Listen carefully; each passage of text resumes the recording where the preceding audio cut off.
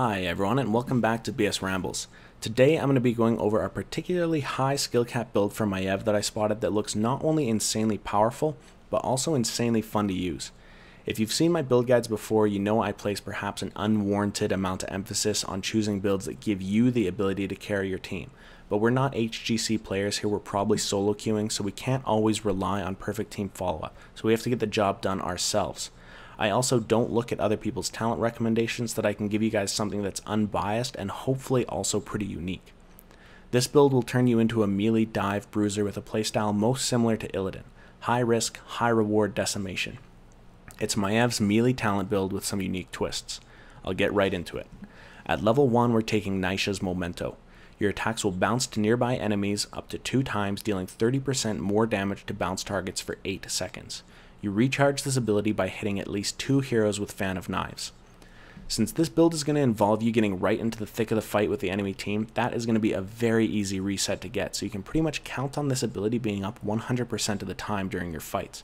Give me some insane AoE damage without sacrificing any of your single target burst potential. At level 4 we take the ultimate YOLO talent in this build, Sudden Vengeance. It makes it so that if you use Blink within 1/3 of a second of Spirit of Vengeance hitting a hero, it will explode for 5% of all the hero's max health in the radius. It's a great way to open a fight with a literal bang, and it lends itself to the all-in dive style of this build, and again offers some AoE burst damage while still increasing your single target burst potential. It's the ultimate YOLO talent because to take advantage of the burst damage, you have to use both of your mobility abilities on the engagement of a fight, but it's going to be worth it, just stick with this. At level 7 we're going to take a Loon's Wrath. When you hit at least 2 heroes with Fan of Knives, the next Fan of Knives drops a star on the target that deals 77 damage. This is another talent that is about increasing your AoE burst damage while also increasing your single target burst damage. It synergizes perfectly with your level 1 talent Naisha's Memento because you need to hit enemy heroes with Fan of Knives for your bounce damage to reset, and it also works perfectly with your level 4 talent Sudden Vengeance because in using Sudden Vengeance properly, you'll be positioned in the nucleus of the enemy team, perfectly allowing Fan of Knives to land easily.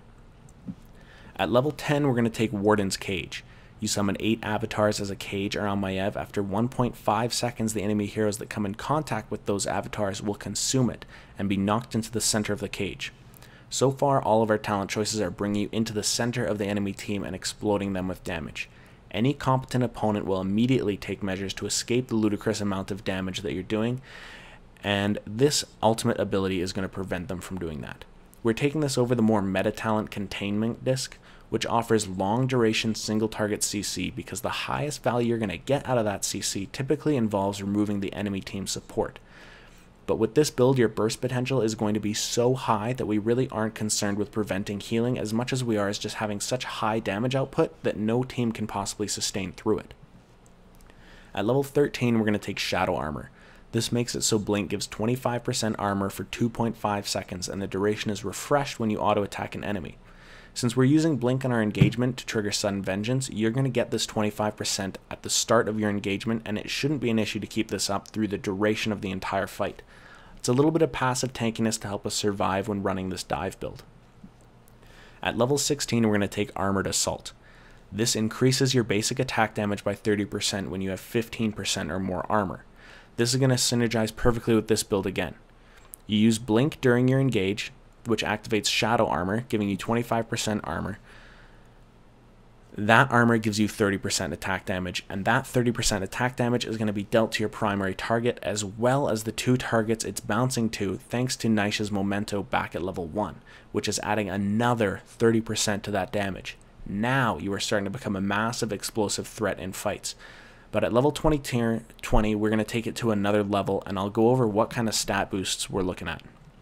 At level 20 we're taking Shadow Orb Huntress. You activate this to increase your attack speed by 40% for 5 seconds and recharge Shadow Orb by dealing physical damage to enemy heroes 10 times.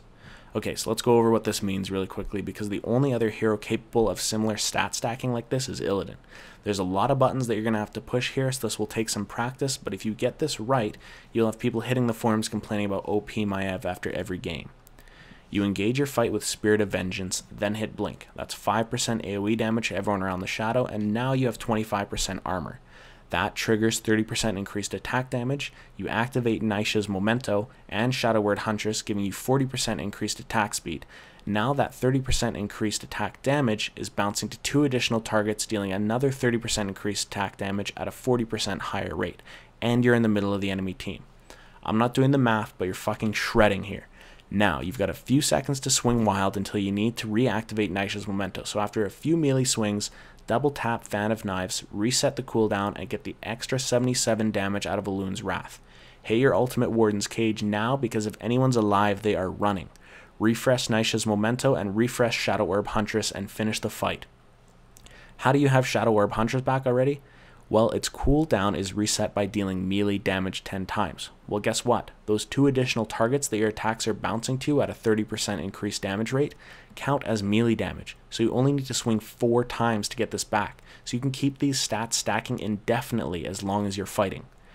Give yourself a few games to get used to this because it's very involved and has a very high skill cap, but if done right, you're going to have so much fun and be able to carry even the heaviest team that it's definitely worth getting used to. Alternatively, if you engage incorrectly here, you're probably just going to get insta-killed because you have used both of your mobility abilities on the engagement. So make sure you evaluate your engagement carefully. If you want to take a bit of the YOLO out of this build, you can take Blade Dance at level 4, which also synergizes nicely without the requirement of the all-in aspect of Sudden Vengeance. Once again, guys, let me know how you all do with this build. I was going to say you guys there, but then I remembered according to YouTube analytics, I have 2% female viewership. So everyone, thanks for watching. If you enjoy, like, comment, subscribe. I've been caught in the last YouTube wave of demonetization, so I'll never get that $7 that I made, but everything helps. Mostly I'm just appreciative that anyone's watching these at all. So thanks again, guys, and have a great week.